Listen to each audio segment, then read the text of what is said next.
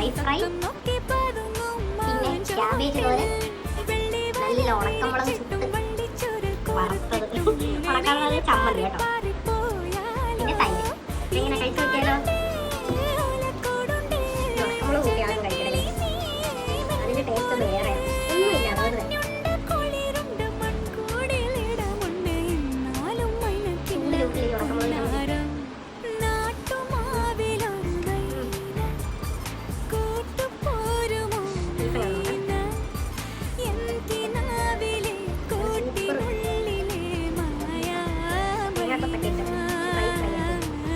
കറിയായിരുന്നു.